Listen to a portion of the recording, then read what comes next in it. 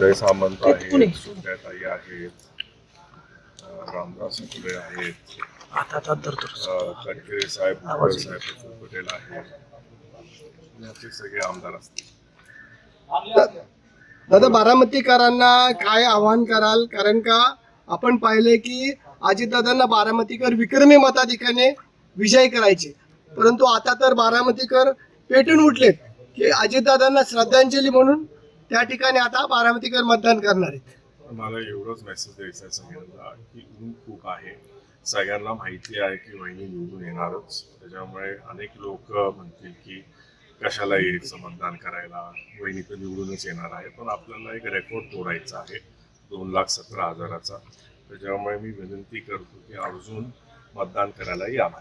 दादा, खरं तर या निवडणुकीमध्ये 22 जण उमेदवार रिंगणात आहेत आणि 22 उमेदवारांपैकी एकानेही उमेदवार प्रचार सुरू केलेला नाही. आतापर्यंत तरी प्रचार केला नाही. मात्र ही निवडणूक बिनविरोध व्हावी अशी सगळ्यांची इच्छा होती ना, मात्र बिनविरोध झाली नाही. ही बिनविरोध सारखीच आहे, कारण तसं कोण मोठं नाहीये समोर. पण आपल्याला बिनविरोध करायचा प्रयत्न चालू होता. काय लोकांनी लोक उभे केले. आता कसं आहे, जर इतर लोकांनी चांगले उमेदवार उभे केले असते तर चांगली लढाई झाली असती, टीका टिप्पणी झाली असते, लोकांना कळालं पण असतं की खरं कुठले दादांचे कार्यकर्ते आहेत आणि कुठले दादांच्या पाठीमागे काम करणारे. तर हे एकदा क्लिअर झालं असतं आमच्या पुढच्या इलेक्शनसाठी.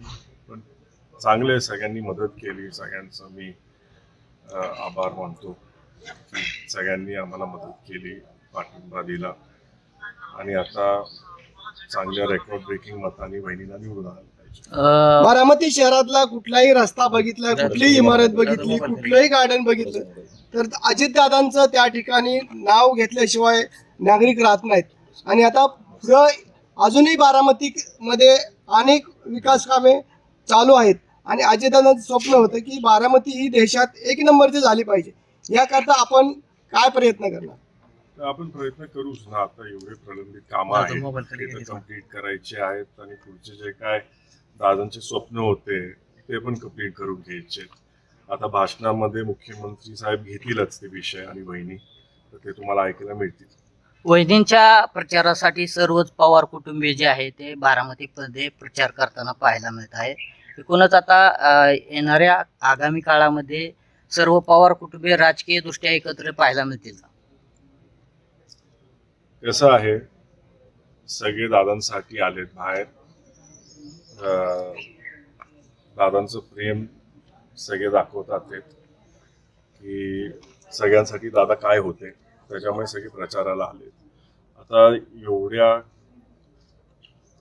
एवढी अति टोकदार इलेक्शन झाली, त्याच्यानंतर आम्ही एकत्र आलो ॲज अ फॅमिली.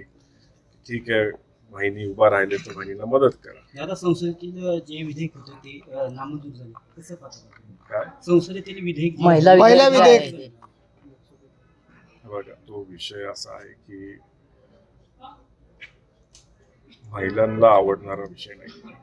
महिलांसाठी ही संधी होती पुढे यायची. कसं आहे,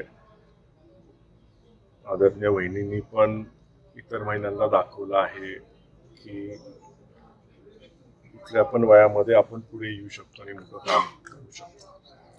एक घरातल्या महिलाला एक कॉन्फिडन्स देण्याचं काम वहिनींनी केलं आहे की वय न बघता तुम्ही कधी पण उभा राहू शकता तुमच्या पायावरती. हा एक खूप पॉझिटिव्ह मेसेज वहिनींनी महाराष्ट्रामध्ये दिला आहे. आणि तसाच मेसेज, तशी एक संधी आदरणीय प्रधानमंत्री देणार होते देशाला. पण ठीक आहे, पुढच्या वेळेस आपण बघू. परत जेव्हा लोकांना कळेल की किती गरजेचं होतं, तेव्हा लोकांना पटेल की हा निर्णय योग्यच होता जर झाला असता तर. त्याच्यावरती आता जास्त काय मला बोलायचं. कर्नाटकमध्ये जो FIR दाखल झाला होता दादांच्या अपघातासंदर्भातला, आता खरं तर CBIने त्याच्यामध्ये कडक कारवाई करायला सुरुवात केली आणि DGCAचे एक अधिकारी आहेत, त्या अधिकाऱ्याला त्या ठिकाणी अटक केली. मला त्याच्याबद्दल काय माहिती नाही अजून. ते माहिती घेतल्यानंतर मी याच्यावरती एक वेगळी प्रेस कॉन्फरन्स केली. Okay, thank you.